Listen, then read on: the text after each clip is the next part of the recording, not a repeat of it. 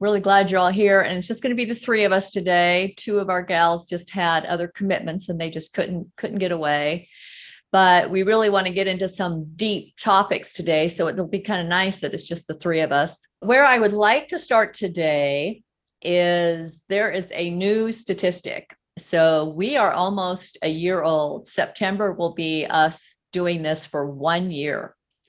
Last September, when we began these conversations, the statistic was 72 million families estranged in the United States alone.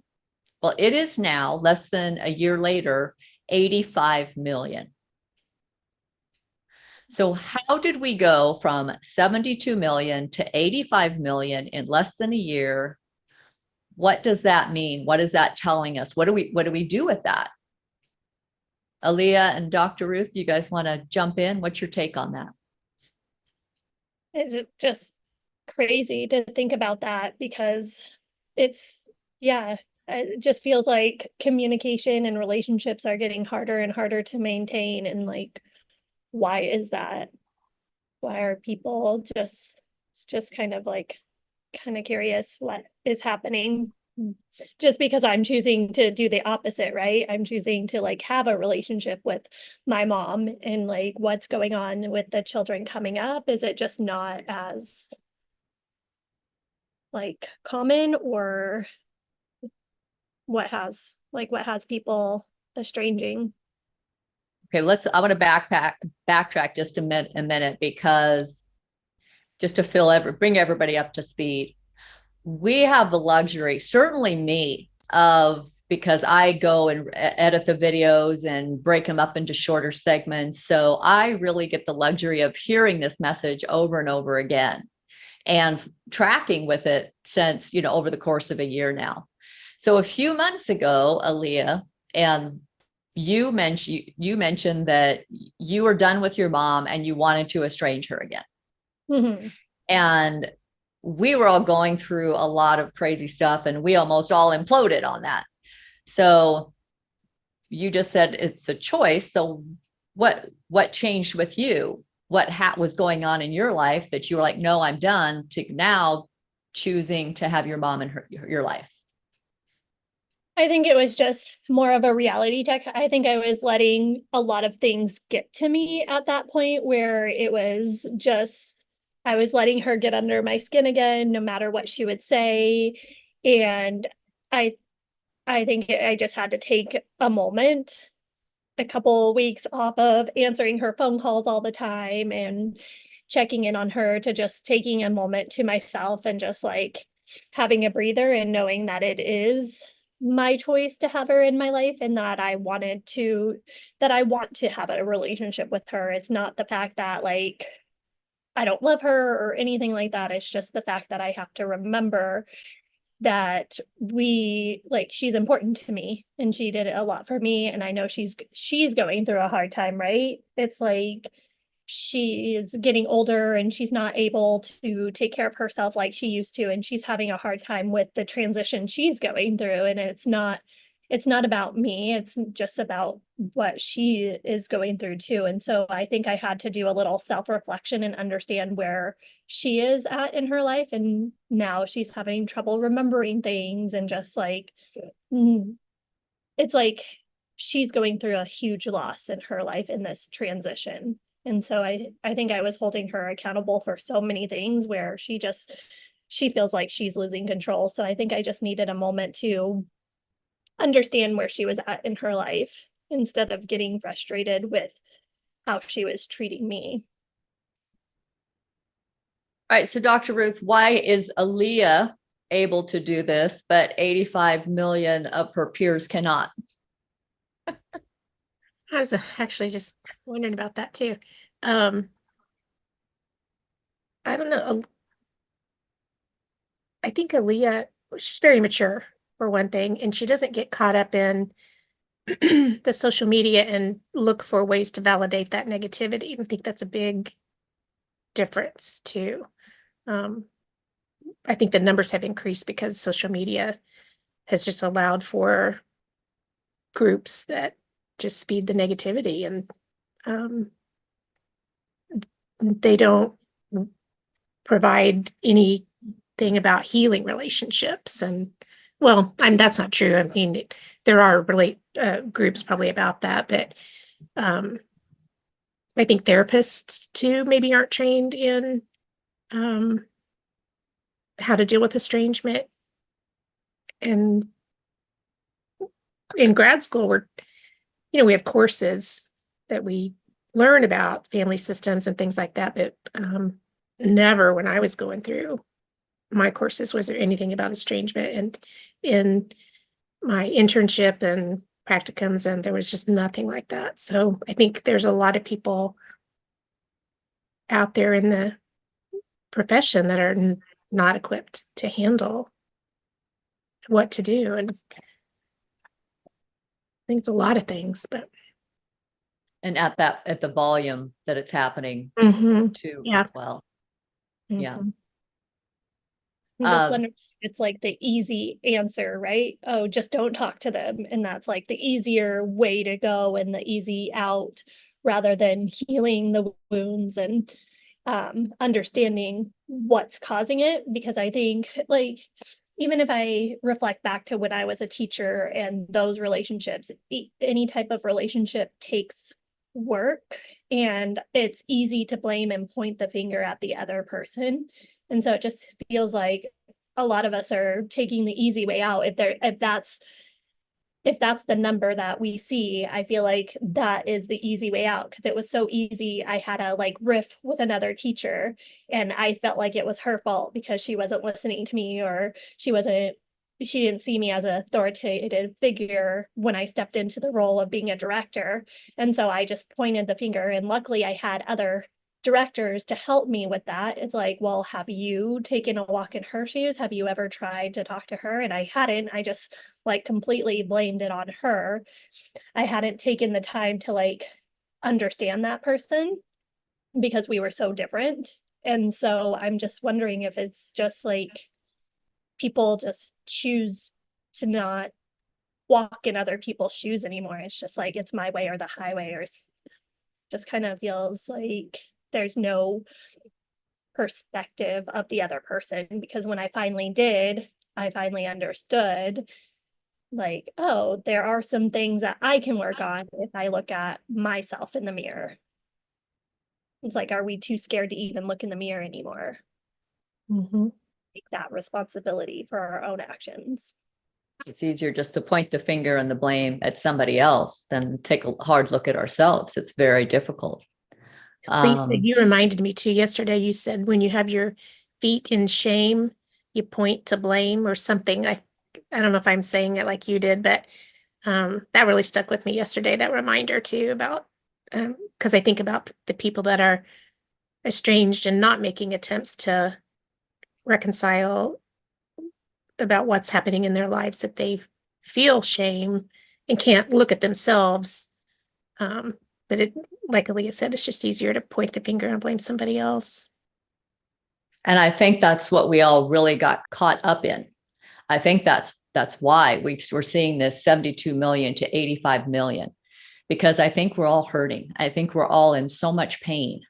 And instead of standing with our feet in the fire sometimes and saying, what is this about? Or do I have control over this? Or is the story I'm even telling myself true? We're not doing that. We're not spending that time to go within. We're just consuming anything that's in front of us, that's the internet, the groups that we're in, the supportive groups, they're primarily negative. They're saying, here's what's at fault. The internet's at fault. Our kids are at fault. And we're just getting a steady dose of that the longer we subscribe to it. And I'm in contact with my daughter again. The feeling is absolutely glorious. Somebody asked me how long it's been. I don't even know, because I haven't been sitting around checking the days off the calendar that she hasn't been in my life. I think about her every single day. That never stopped. But in so many ways, this estrangement has been a gift. And that's what our community goes into is, finding the meaning. Viktor Frankl's book about surviving Auschwitz, a man's search for meaning. Those who found meaning survived Auschwitz. And in difficult times, that's what we have to do. We always have to reflect and go within and find the meaning. And it's not comfortable. It's never a comfortable process. Yep. Got to have the desire to do that and the motivation and discipline. And there's a lot to it. Yeah. To make it happen.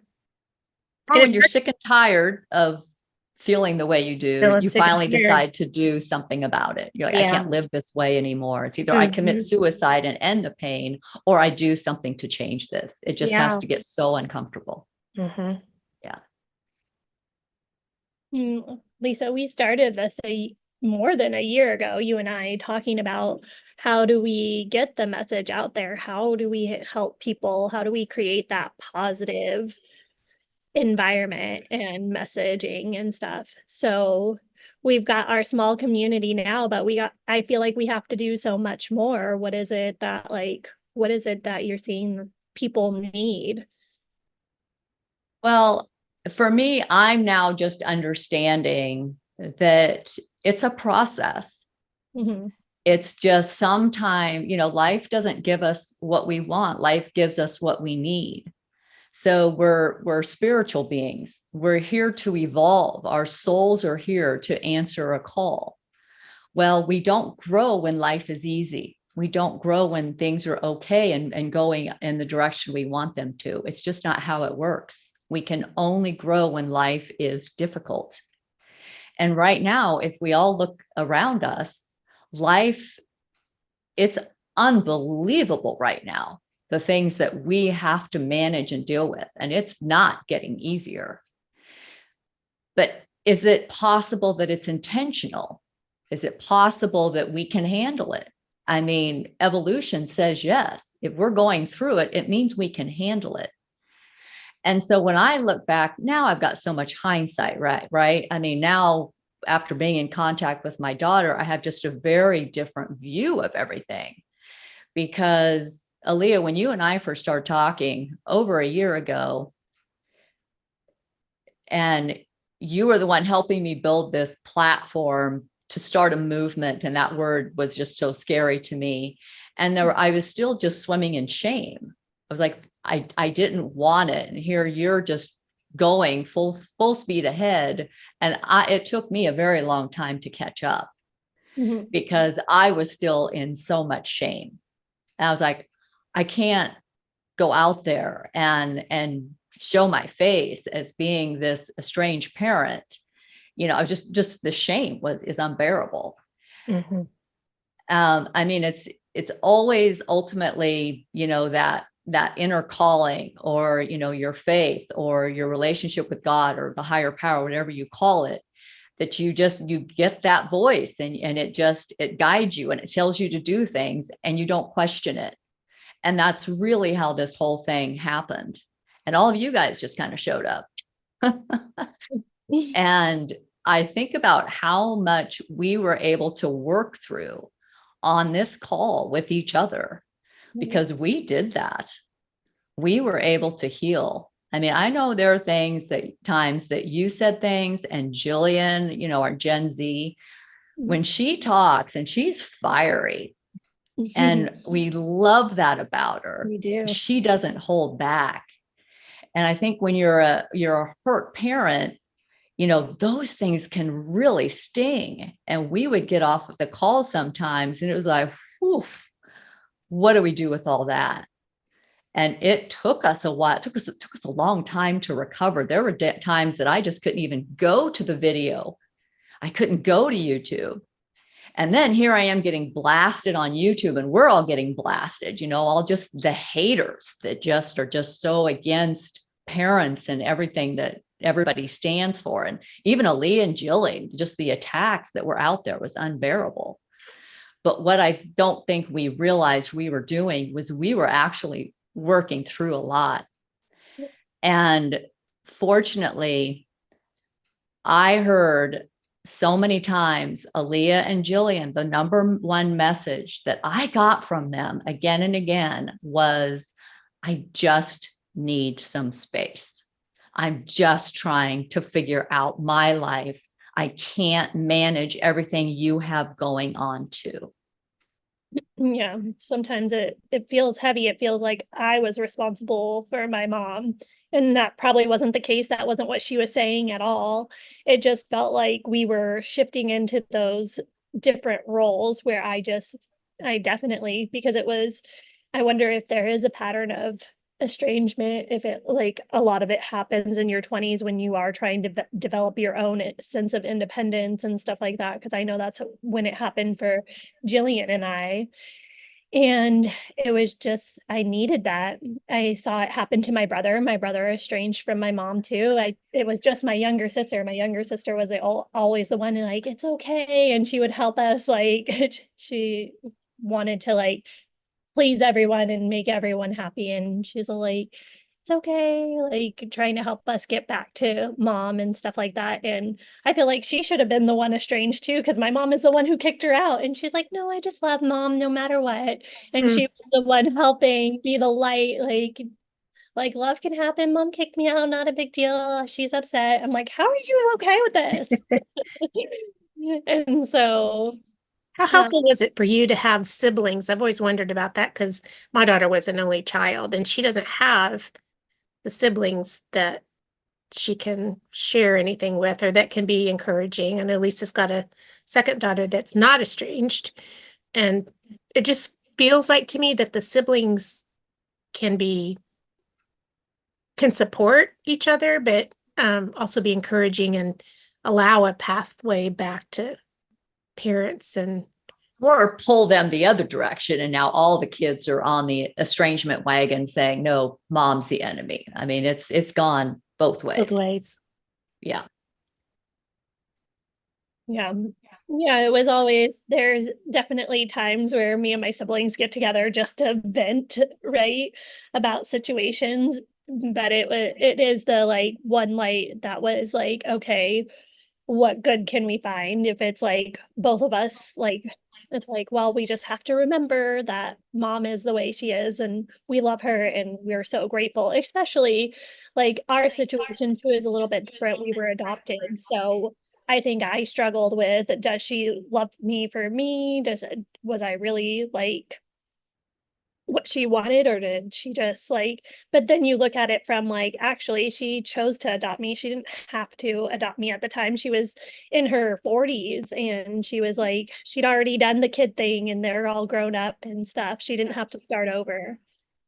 And so I was super grateful because that was like our last opportunity because we had gone through so many homes. Like we were at that point where like it was the make or break. So I was grateful that she took the patience. She's like, I was 3 years old before I walked or talked and she just sat with me and helped me through that. And she adopted like I went there when I was 1 and she just did whatever I needed to. And I have to, that's when I remember moments like that where I was like, oh, wow, my mom did a lot for me. And I'm so grateful for what she did for me. Anytime I'm feeling negative or anytime she brings up these annoying things in me, it's like I have to reflect and just remember all of the great things that she did. And then now where she's at in her life, I know she's in a really hard time. When you're at the end of life, I think you look back and I don't know, I haven't been there obviously. So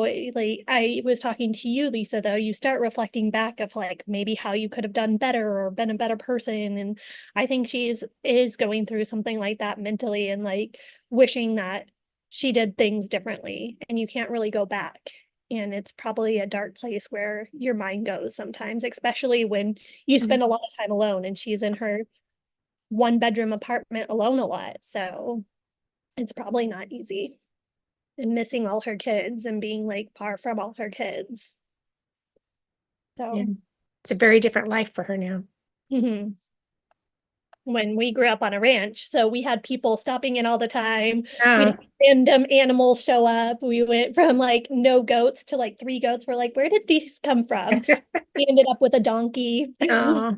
So lots of energy going on, and then now not a lot at all for her. Yeah. Tough. So I think Lisa might be frozen.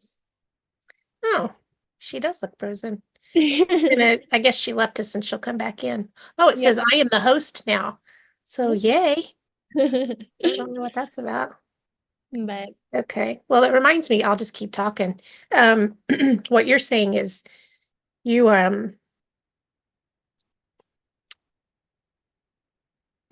there's something I worked on this week with some people that about making observations. mhm. And when you learn to make observations outside of yourself, you're not so caught up in your negativity and your negative thoughts, and you don't have negative behaviors. So I think, we just did a few exercises where if you just pay attention to your environment, what I did was I wrote up on the whiteboard just a simple word, and I did it in different colors.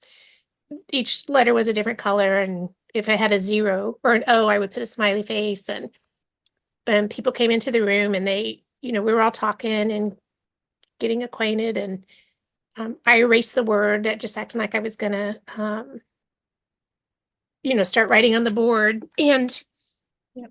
then I said, what did I just erase? What was on the board? And it just told me, it was just an exercise of who pays attention to what's outside of themselves. And if it's a good exercise to do, because you can't pay attention to what's going on around you in detail and, describe what things look like or what they feel like or smell like. You can't do that and hang on to your negative thoughts. Lisa's calling me. Hold on. Yeah, I think Lisa said something earlier when it comes to negative thoughts, and that's what estrangement can like root from. And I think what helped me is not being in all of that social media groups and everything. So social media, I have a timer on my phone. I can only spend 15 minutes and then I get a big alert and I just shut it off and done for the day. And so when I'm on there, I'm looking at positive things, travel, all of that kind of stuff. And I think that really helped that I didn't go into that negativity hole. I know that Jillian was talking about how she got in all of those groups where it came to Reddit, and that really, it fuels you. And then I've watched some movies that I feel like, some documentaries that really fuel that negativity. And so I think that's really a scary thing, is being able to have all those people who help you feel like it's okay to just be negative and not talk and not heal and just stay in that negativity realm. Now, I apologize for missing a lot of what you said. Lisa called me, Okay. so I answered that. She's trying to get back on. She doesn't know what happened, and she said, "How are you guys still on?" But she made me a co-host, so we got to continue with this. So I told her I was the host. Okay. So we may have to let her in. She doesn't know what happened, so it had to be connection on her end. Yeah.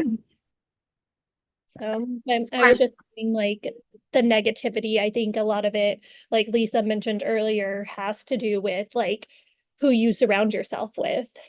Yeah.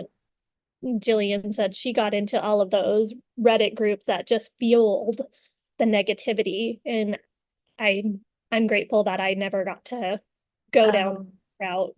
I think it makes a big difference. I think it does. My daughter was very much into those social groups and social media, and at a very young age. So yeah, I think that's a big part of it. And when I first was estranged too, I was searching for anything. I really felt like I was the only one this was happening to. So I was on Facebook and I was involved in those groups that I realized were really negative. Everybody, I was happy to have the support and know I wasn't by myself, but it became real negative, and it wasn't what I needed. And then Lisa and I met through one of those groups. And the rest So is good things history. can come from them. Yeah, see? Tribe. Yeah, that's a very good point. Yeah. And I think I do try to remember that. Yeah, that there's got to be the meaning that we were talking about earlier. There's meaning in this, and Just gotta find out what it is. There's a song that always gets me through. Casting Crowns sings it. It's their Christian group, and it's I Will Praise You in This Storm. And it's just really a good, powerful song, and that's something I listen to. The music is real important to me, so I listen to uplifting songs and Right. I guess at the time where I was going through estrangement, I didn't even know it was a thing because it felt normal to me because my brother did it. And so I was just like, maybe it's just a phase or whatever. It's just like, until I met Lisa, honestly, I was like, oh, that's what that means. So I wouldn't have even known what to look for, I guess, is like if I needed that kind of community. But I was just honestly living my own life and feeling like it was a lot lighter and easier to do that without constantly checking in with my mom. Yeah, I did that in my 20s. Yeah. Lived in a big city, and I was having fun every day, every night, and family was not my focus. And it wasn't ill intent at all in that. It was just, I'm sure it would be called estrangement now, probably. I just checked in. Oh, if there was a big holiday or something, I would go home. But yeah, just doing my own thing. Well, I wanted to comment on that because now with hindsight, I think that's where parents are making a lot of mistakes, is that because the internet is so loud, and when our child pulls back, it all of a sudden becomes this huge thing. And now there's this void, there's this hole in your life. So you start going out and looking for solutions or what this is called or what you're supposed to do. And you're supposed to write apology letters. And this doesn't even register because you don't even know what you're apologizing for. And I think that's the biggest mistake a parent can do, is write an apology letter, because there's so much shame in that. So we're going about this so wrong. And now I just know, after how many years, and my daughter never disrespected me. We had a weird blow up one day. She was under a lot of stress. I was under a lot of stress. And it was just what you guys said. It's like, I can't do this right now, Mom. She's in law school. I mean, she's got all these things going on. And I was just like, no, let me help you. Let me fix it. What's going on? Let me do this. Let me be your mother, and she's just like, no, I don't want you to be my mother anymore. And I was making up this story, and I'm seeing these groups and I'm reading these stories. And now that became my story. And I had to do a ton of work to realize it wasn't even real. And I had to get back to what was my truth. And a lot of it was healing. So much of it was healing. And that's what our community became about. And so many people in our community are now doing that work. And all of it's about healing our childhood, because we did not have stellar childhoods either. And so that's where all the work is. It's not family therapy. It's not therapy with our kids. It's not talking this through. It's doing our own work. And my daughter's last email to me ended with, I love and miss you too. I love and miss you too. And after 3 or 4 years of her just pulling back and going her own way, I mean, now I just understand. And my final response to her was, I know you're out there living your best life. Go do that. Keep doing it. There's no come to Jesus meeting. There's no what was going on with you. There's no you need to apologize to me or I need to apologize to you.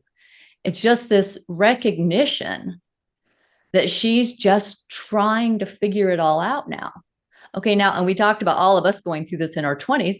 Well, but there's older kids who are also doing this. I mean, there's 85 million people. This is of all ages. We have all ages in our Facebook group who are estranged. Well, there's this midlife crisis thing. If you don't resolve some of the things that are coming up for you throughout your life, then it can come back at any time.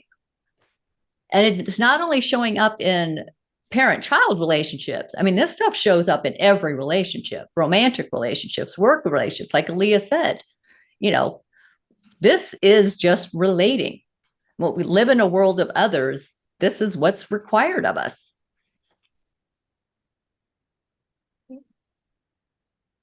I want to share a couple of things.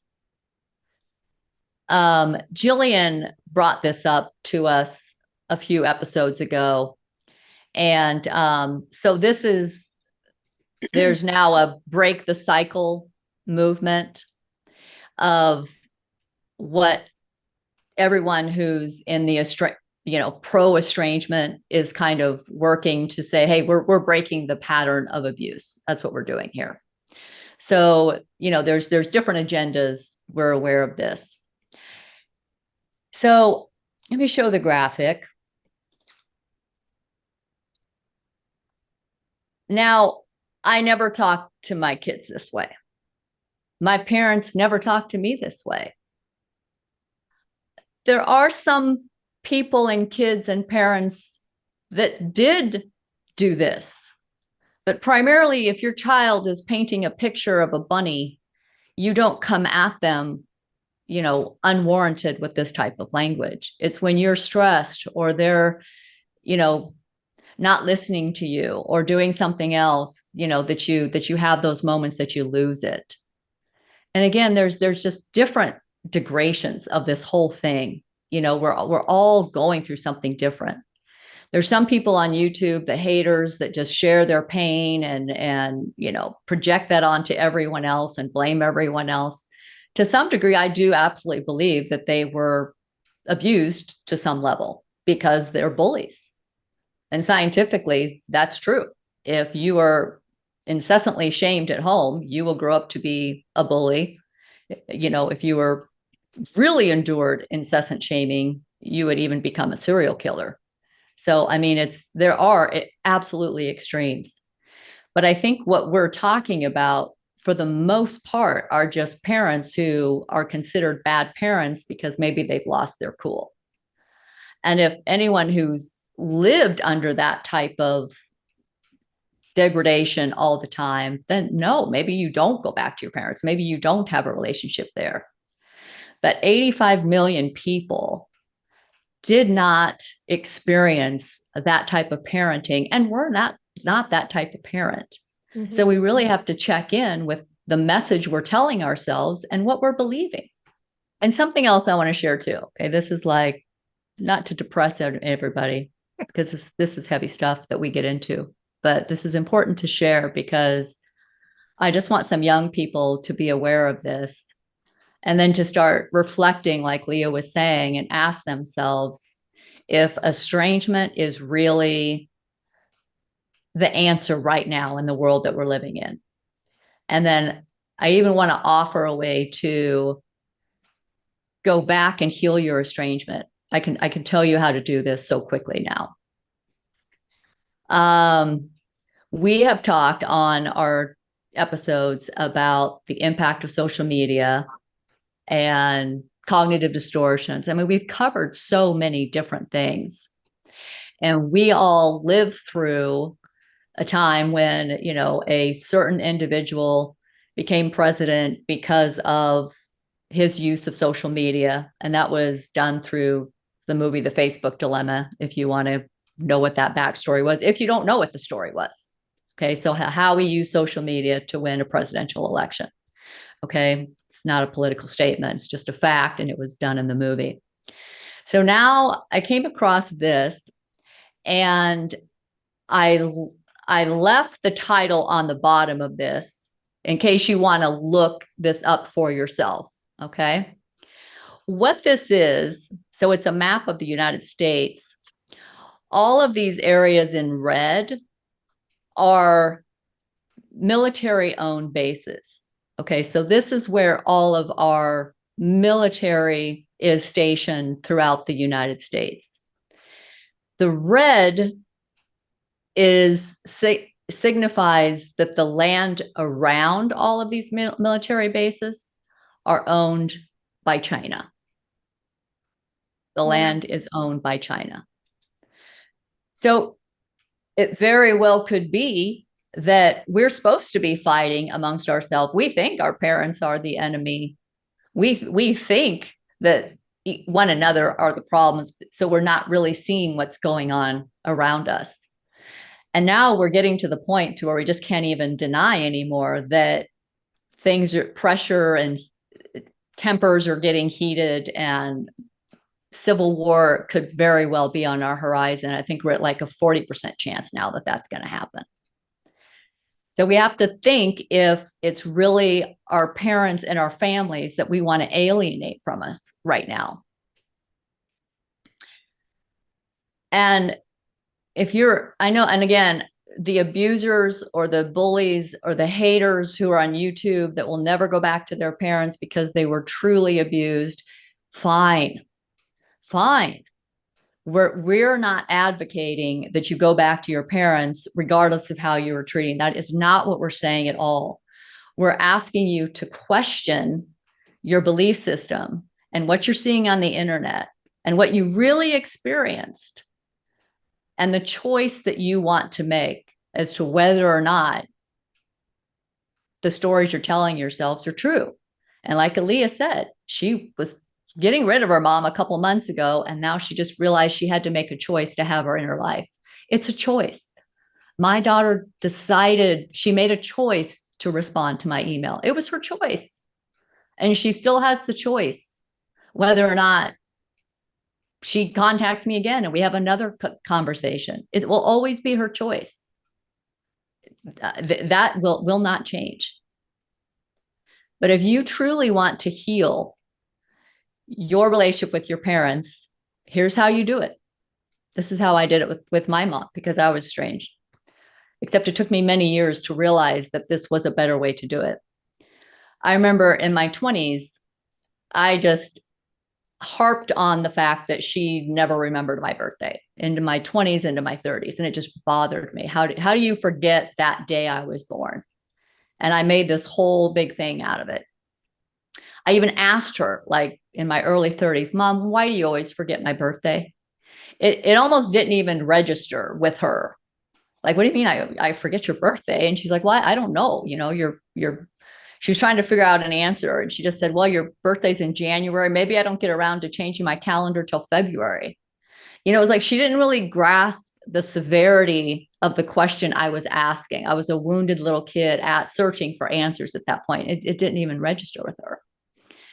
Well, not very long ago, since my estrangement, I asked my mom, I said, Mom, what was going on in your life when I was in my 20s?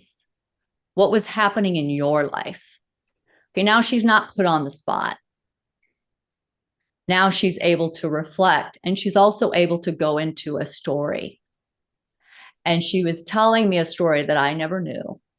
But during that time, my dad was trying to kill her and my little sister. And she was just trying to survive. And in small towns, you just try to act like everything's normal, because there's this big gossip thing that happens in small towns. And so she was trying to deal with all that. And she was trying to go to work every day and just act like life was normal, because that's what she did. And she was afraid for her life and my little sister's. And here I am with my story about how she forgot her birthday. But what that did for her is that was the only therapy. She's 80 years old. That's probably the only therapy she's ever had in her whole life. But it was incredibly healing for her to be able to go into the details. And she went into details and time and the timeline about what was going on. I couldn't believe it. I couldn't believe how open she was. And just really, in that moment, I know she healed so much. So if you're an estranged child and you really want to understand what it means to be a parent in the time that your parent was parenting you, and maybe you did go through some hard times, but just ask your parent. Don't accuse them, but what was going on for you at this time in my life? And then you have a decision to make. You have to decide if you're going to release them from your expectations of who you thought they were supposed to be, because all of that is your perception. If you didn't think you had good parents, that's still your perception. I mean, Aaliyah, you have to, what were you grateful for? Yeah. You know, you had to go through that list. Yeah. And it is all about perception. I kept comparing her to how I thought a parent should be, right? How I thought I should have been raised. And especially as I went into child development, that's when I first, like, that's what started it and that's what healed it, is the funny thing. Because when I first started, I'm like, how could my mom treat me the way I would never treat the children? But a different time, her childhood passed, all of those kind of things.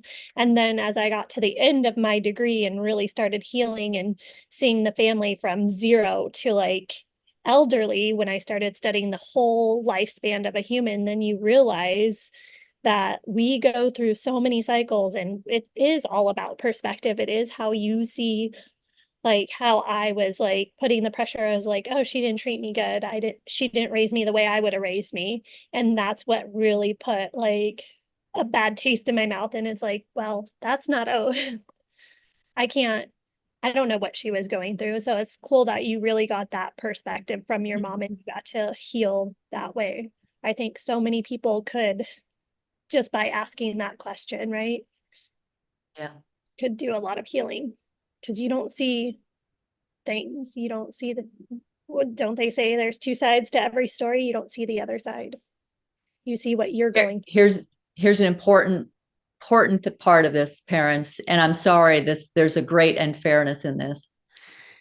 You cannot go to your kids and say, let me tell you what I went through, and they're not asking, they don't want to hear it. Right. It doesn't work in the reverse. I am sorry, it's not fair. This message is for estranged children who maybe are questioning whether or not the stories in their heads are real. The abuse stories. Did you just buy into something that was on the internet? Is your therapist just convincing you that everything is your parents' fault? You really have to question the authority that's governing you at all times, and just do this soul searching and start asking yourself these questions. Is it real? Is it real? And guess what? If it was real, can you find something to be grateful for? And parents, let's say you feel inspired to send an email to your kid and reach out and say something. You have to be okay if they don't respond. If you go into a tailspin because they didn't respond, now your expectation is not set in the right place, because they have free will too. And if you start going down into shame and regret and blame and all those horrible emotions, that's a signal that now you need to heal something in you. That's not your kid's work, that's your work. You need to heal something in you. It's being triggered. When you don't get your needs met from them, it's not their job. It's not. Not an easy thing to hear, but It is such hard work. It is such hard work. And the beautiful thing though, when it's happening in our community, and we do have 2 more spots that we're going to open up in September. We're not going to open spots this month because I'm traveling. But if you want to get on my calendar, then by all means, book an appointment with me and we'll talk about it. Let's wrap this up, Aaliyah and Dr. Ruth. So what is the message? How do we bring home this message today as far as choice and 72 million to 85 million and everything that we've discussed, and what's happening on the internet and what's real and what's not real? How do we wrap this up? What's the message to your generation or all generations? I think what first came to me is perspective, right? And in the story, basically what you said is the story you're telling yourself true? Like, it's so easy for us to tell so many stories and have so many identities. And it's just like taking a step back and understanding, like, is the story you're telling yourself true? Because I told myself a lot of stories, and it was so easy for me to just be angry at my mom and tell myself so many stories. And then it's just like being able to step back from those stories and stop listening to those voices and just understand more of a perspective. So being willing to understand the other person's perspective. Yeah. Dr. Ruth? Sorry about if you heard dogs barking, I had to mute. Yeah, I would just reiterate what you both are saying to work on your own healing, wherever you are in that. And Lisa didn't ask me to do this, but I'm going to say it again, that her course, if you're not in it, is a very good path for healing. And it was for me. I'm able to do a lot. I know a lot, trained a lot, so I can do so much for myself. But but I'm limited, and just having gone through the course helped me look at other things that I wouldn't have been able to, and understand where and think about where my mom or dad, either one, both, what they were going through and how that impacted me. But it's still up to me now to work on me. Nobody else can do that. Nobody can tell me what to do. I have to make the choice to do that. And I do it every day. It's not something you just learn and do and it's over. I've had a couple things I told Lisa that triggered me, and I immediately went right to level 1 thinking, but I was out of it in just a minute.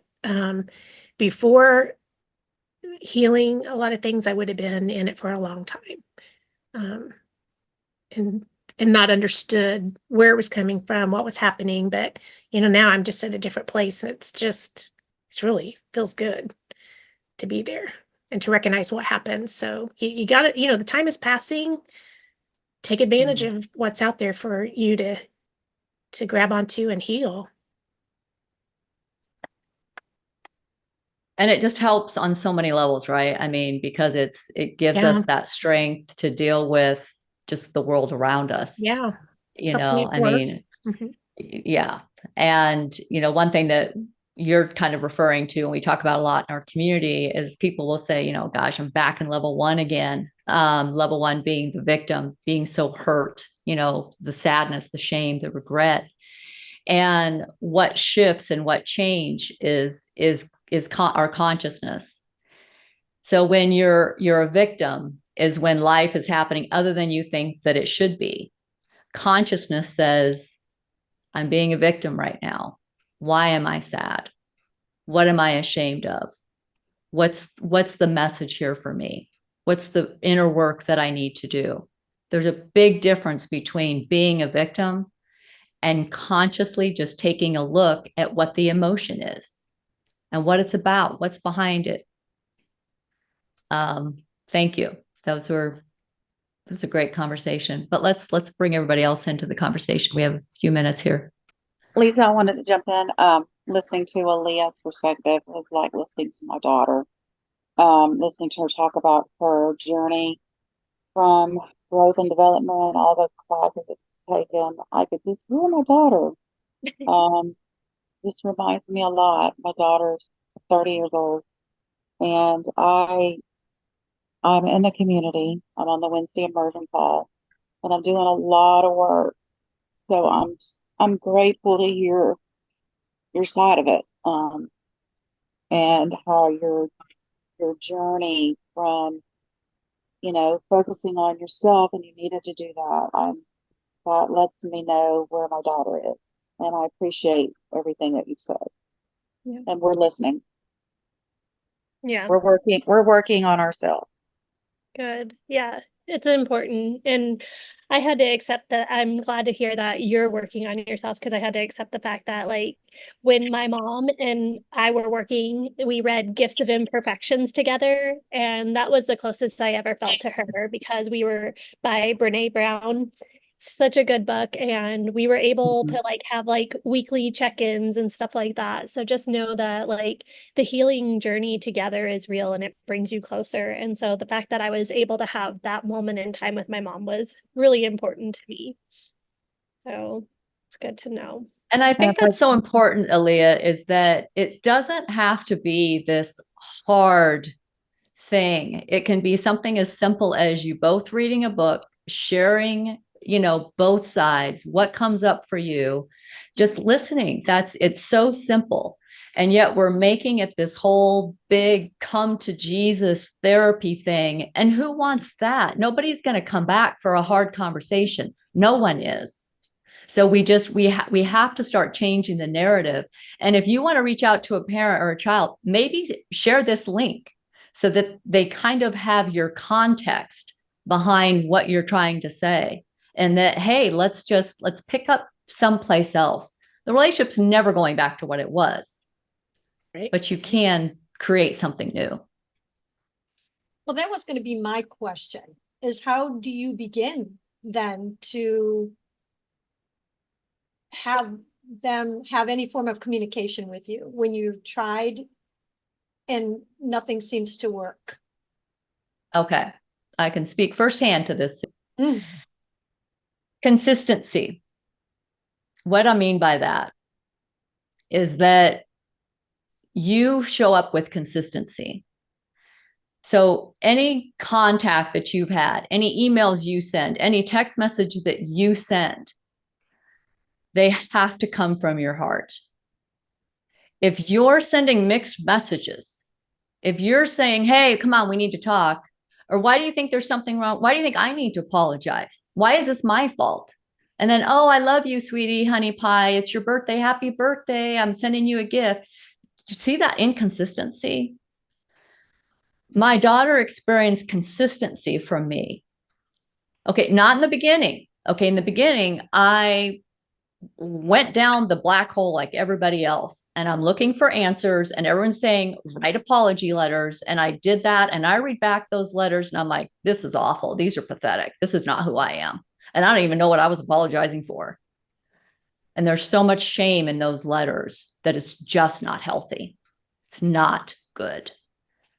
And from listening to Aaliyah and Jillian for a year, what I realized is the message I needed to send was exactly how I felt about my daughter. I love you. And this is interesting. Dr. Ruth and I did this at the exact same time. This was just a couple of weeks ago. She sent, it was an email or text message and a video to her daughter that said, this reminds me of you. It reminds me of the time that this happened. And it was just a happy memory that she sent it. Well, I was doing that with my daughter as well, sending her and I had been doing that for probably about a year. No response, no response. So it's their estrangement. It's not our estrangement. Don't buy into this thing called estrangement. Don't buy into this message that the internet has you believing all parents are abusers and horrible people, because that's not real. That's not true. But that's the messaging, isn't it?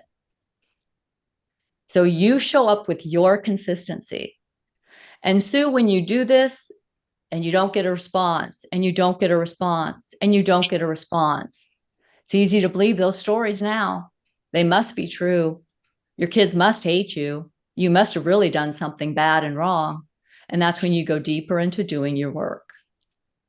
Because we don't know. We don't know what they're thinking. We don't know the answers to that. We don't know what they're going through. We have no idea. So we start filling in those spaces with our insecurities. Does that make sense? Mhm. In one word, consistency.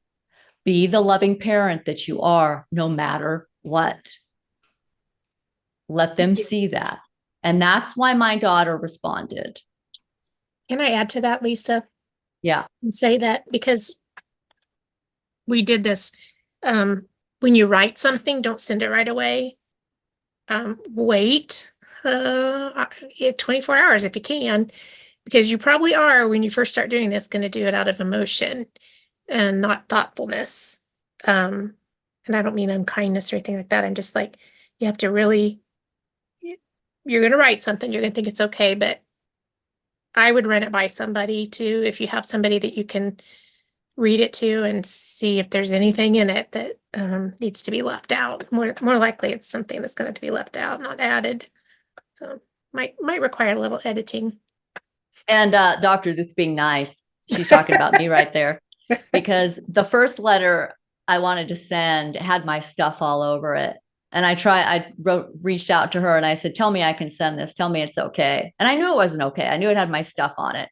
And she was like, well, this little part was, it's kind of not right. And I'm like, yeah, the whole thing's not right.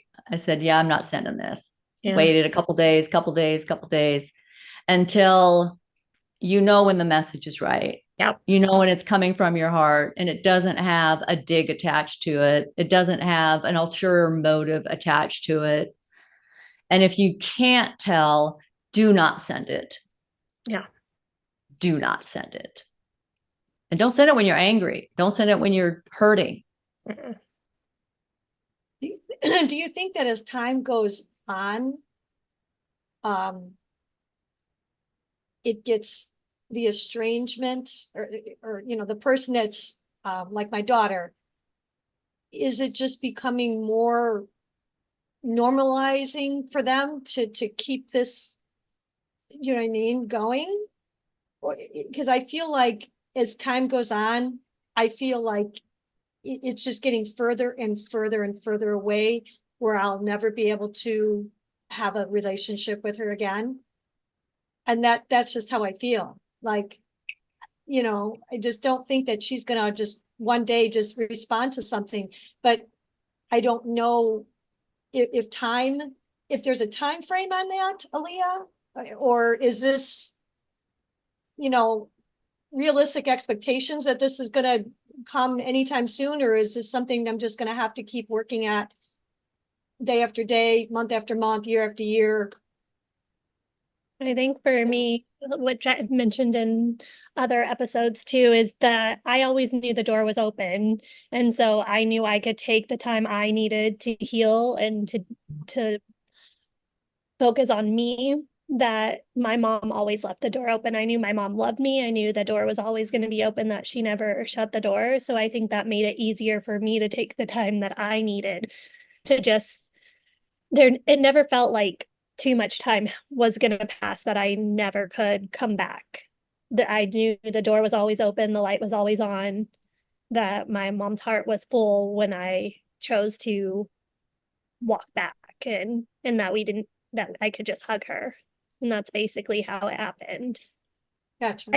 I think too, Leah- oh, sorry, go Go ahead. ahead. Lisa. Oh, go ahead, Dr. Ruth. When we're wondering, and so you just reminded me of it. I'm just, speaking generally to everybody, that we have to be very careful about the expectations that we have. And when we ask questions like, when is this going to happen? You want it to happen sooner than later, of course. But when you're questioning all that stuff, there are expectations in those questions. So that only sets you up for disappointment, feeling more negative about yourself and that kind of thing. So if you can just, if you're asking those kinds of questions, I think it's important, and I understand asking those because I did myself, but that's where you need to jump in and do work on yourself so that you can be ready when that time comes. Because right now, when you're asking those kind of questions, you're not going to be in the space she needs you to be when she comes back. So I hope that makes sense. Having gone through it makes sense to me. Yeah. Okay, But yeah, if you're asking yourself questions, that just means there's some work to do there. I appreciate that. And let me say that another way, because that is dead on. Okay, we're energy beings, right? So your daughter comes back and she feels your energy of like, oh, thank goodness you're back. Yeah. I missed you. There was a void, there was a hole. And that is exactly what Aaliyah and Jillian have been saying. It's like, I can't fill your voids anymore. I'm trying so hard to figure out myself. And there's so many voids in the world and I'm not measuring up. Mom, you're too heavy. I cannot carry you. Yeah. There'll be another pushback, another estrangement. It won't be Okay. good timing. And these reunions, okay, now we know estrangement, the statistic is that estrangement does not last a lifetime. Okay, so we know this now. But we don't want that reunion to look like more work, because nobody's coming back for that. Nobody's come, and Jillian and Aaliyah just said on our last conversation, they gravitate towards their friends who are easy. We all do that.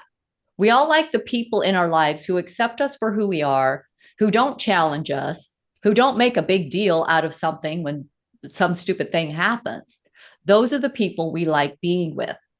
The only way as a parent you can get to being that person is if you heal yourself. You've got to heal yourself. Otherwise, we don't realize it, but we're always looking for validation outside of ourselves. And we don't even know we're doing it. But people feel it. Sorry. Go ahead. I just want to add one more thing, that I'm a Christian, and my faith has pulled me through this mostly. I mean, that's first and foremost. I would be in a whole different place without faith. And I, of course, appreciate all the work and the people that have come into my life, you guys that are helpful. I look forward to these roundtables. But yeah, the faith is the one thing that I've leaned on the most. And when I still, even though I've done the work, I still find myself sometimes questioning, and then, the when. And I feel like I'm ready for a reconciliation. And then, but I'm like, if any of you are Christians, I'm saying this because I tell myself, okay, I think I'm ready. God, it's your will, it's your timing. Just, help me keep going through this and be in that space I need to be, and that she needs me to be, and that you want me to be in. So anyway, I just wanted to say that about my we touch on that in our community as well. And it's about, developing that spiritual relationship and defining it however it works for you. But gosh, it is the most important relationship, because it defines the relationship between you and you. And that's the one you have to heal. And why not bring in the ultimate power of the universe? Why not? Lauren, go ahead, please. How do you show consistency when you are blocked on everything? Exactly.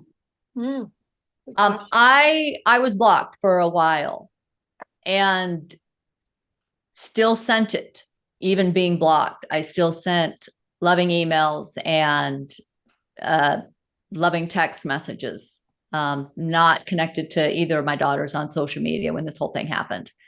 So I just continued to do it anyway. And no, I mean, I don't even have her phone number. She changed her phone number. I can't.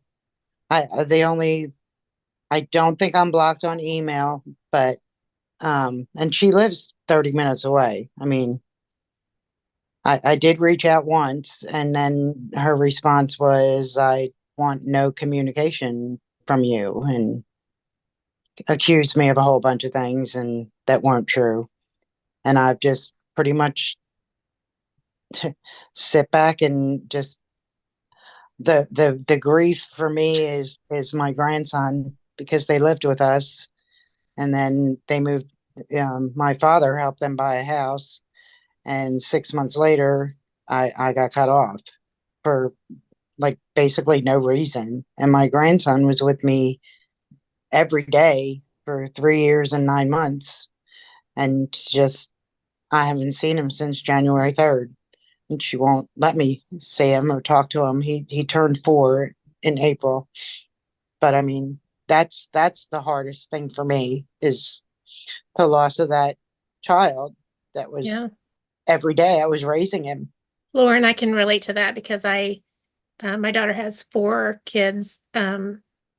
One I've never even met, so I can totally relate to the grandparent thing, and that's a whole different thing. Mm-hmm. Yeah, whole different grieving. I understand that. That is still very hard. We could do a whole different thing on grandparents. So, but I'm blocked too. I was blocked until, well, except for email. I don't think you can block anybody on email. She can decide not to read her email, but that is how I communicate, is through email. What do you say? Well, I only sent nothing. I just sent nothing big. just a real quick, I think there was something, a dancing thing recently that reminded me of her, and I sent just a little clip about that and said it reminded me of when she was, participating in this activity, and that was it. That was it. Nothing, I don't even, it was just a fun memory to share. And so that's what I do. On her birthday, I sent a text and just said, hope you have a wonderful birthday. Something very simple, very simple. That was it. Nothing else. It's just to let her know, like Aaliyah said, that the door is open. I didn't say the door is open. I don't say that because she knows it is when I send just a little Right. fun thing. Yeah. Short and sweet. Let me ask you Aaliyah this. Is there, is it still pretty raw? I mean, has there been exchanges back and forth between you to where it's still pretty raw? Me, Yes. there have been exchanges with my husband. He is not cut off. He's her stepfather, and they're like, we were all a unit. I mean, the four of us did everything together. I mean, her husband. I want to say this with just so much love, as much love as I can. We see how much you're hurting. I mean, this stuff sucks. It's hard. But you have so much to heal, and we know this now from what we've seen in our community. The pain you're experiencing is pain from you being rejected, not by your children, not by your daughter, but somewhere else in your life. And it's so hard because it was not acknowledged then. And now that wound is just getting blown wide open. And this is what we mean by we have so much healing to do. And when we come at our kids with these open wounds, they don't have any choice but to say, I can't do it, because they can't manage their life and you. And now she's a young mom trying to raise, her own son. I think your original question was how to let them Yeah. know that the door is open. Is that Yeah, is I'm that sorry. right? That's still your original question. Yeah. Yes. Sorry. No, we get it. I mean, this stuff is hard. It's so hard. It's not black and white. There's no one size fits all. Mm-mm. That there just isn't. So consistency, focus on that. Like, how can you be consistent? If you know where they live, Aaliyah, please share your thoughts on this. I think if she says no communication, you just need to respect the no communication, because she's probably in this place where she's trying to heal too. And maybe that's where she wants to put her independence down, is that she can do it without you. It just feels like she's on her journey and you should be on yours, just focusing internally on that. And I don't think it's a violation as long as you keep no communication and you're showing that you care. Like, it's basically like sending a gift, right? I wouldn't step on her property personally. I would not. I would more like, Because you're going to get a restraining order put on you if you do that. So, No, you won't. Not if you go to the sheriff first. okay, If you- the question is though, why would you go to that effort to do that? Because that to me says, I want control. yeah, you want control and you don't have it. You're not going to get it and you're only going to make things worse. So I would absolutely 100% right now do absolutely nothing. Yeah. Stand back. That's what I'm doing. You have to do that right now. Yeah. That's why I was did drop asking, like, off how one gift. raw it is. If it fits raw and you're talking about sheriffs and things like that, then just, No, nothing. Don't do it. The time. No, time what I'm trying to say is you can reach out to the sheriff's department and let them know your situation. And You don't then, need, no. right, I'm not doing it. I'm just Yeah. saying it's a possibility. It's not something I'm going to do. Okay. I dropped off one box and it was birthday presents for my grandson. It wasn't, I mean, pulled in, dropped off the box and you skedaddled. I wouldn't even do that. You don't even know Well- if he's getting them, but you might send them through your step or your husband or something like that if you really are wanting to do that. But I would My not step husband foot won't on her do property. anything. My husband won't do anything. Well, He thinks it's disrespecting me if he reaches out to her. okay. Well, I think there's something to that, but I mean, there is, but When it's I'm time for okay you with to it. be, when it's time for you to be consistent, it'll be time. But for now, it sounds like there's quite a bit of things you need to work through before you can get to that point. I'm trying. All right, y'all, this was great. Thank you so much. And we will see everyone next month. We always meet the third Saturday of every month, and hopefully Shara and Jillian will be back with us, and it will be our 1 year anniversary. Big heart to you too, Mimi. Thanks to everybody who came, and take really good care, everybody. It's just not easy times we're living in, but thank you for joining us. All Thank right. you. Bye. Bye-bye.